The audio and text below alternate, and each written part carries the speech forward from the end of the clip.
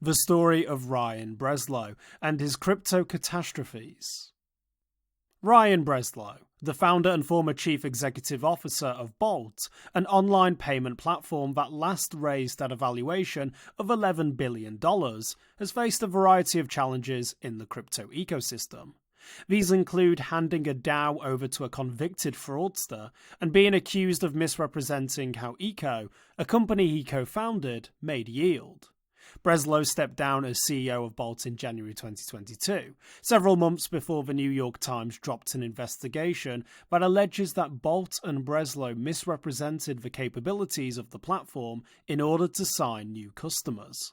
Before resigning as CEO, Breslow started several cryptocurrency initiatives, including Movement DAO, and co-founded a company called Eco, which allowed users to earn yield on their funds. Movement DAO was meant to be a social impact DAO that allowed users to contribute their funds in exchange for Move tokens. They could then vote to decide what the DAO would support. Breslow reportedly hired convicted fraudster Mark Phillips to develop the DAO, after Phillips convinced them that he'd previously been a developer with the Securities and Exchange Commission. Breslow and the other co-founders reportedly gave Phillips enough keys to control the multi-signature wallet at the heart of the DAO, and have since filed a complaint alleging that approximately $16 million in funds they have contributed have been stolen. On March 5th, Fintech Business Weekly reported that Breslow's other cryptocurrency Eco, which represented that it was lending to Goldman Sachs and Fidelity, was actually depositing into BlockFi, Wire, and DeFi protocols. Initially, Eco appears to have been earning approximately 8.6% at BlockFi and passing along 2.5 to 5% to users, allowing it to make a tidy profit. This is despite claiming to Fintech Business Weekly that, quote, Eco did not place user funds with BlockFi, end quote. A spokesperson for Eco said that, quote, previously Eco worked with BlockFi to generate yield on our corporate funds, never on user funds. User funds were never placed at BlockFi, end quote. Eventually, Eco would switch from the now bankrupt BlockFi to Wire. Wire offered its own savings service that also involved lending out deposits, but also involved deploying them into DeFi protocols.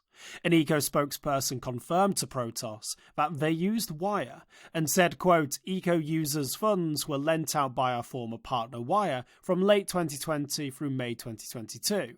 During that time, Eco users explicitly agreed to Wire's rewards program terms of service and opened an account with Wire to hold their funds, which were then lent out by Wire, end quote. March 2022, Eco notified users that it would be moving funds out of Wire and into Prime Trust.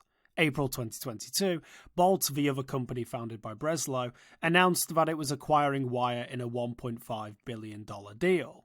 May 2022, Eco finished moving its funds off Wire and onto Prime Trust. September 2022, it was announced that the Bolt Wire acquisition wouldn't be completed. October 2022, Eco moved to Zero Hash for its custody needs. January 2023, it was reported that Wire was making layoffs and scaling back. It's not clear what motivated Bolt to attempt to acquire Wire after Eco had already begun searching for replacement vendors and moving funds. Eco has also reportedly had to inform customers that it will no longer be able to rely on Signature Bank and Trust. Instead, it's using Piedmont Bank and Prime Trust and has been paying user interest out of its own corporate treasury.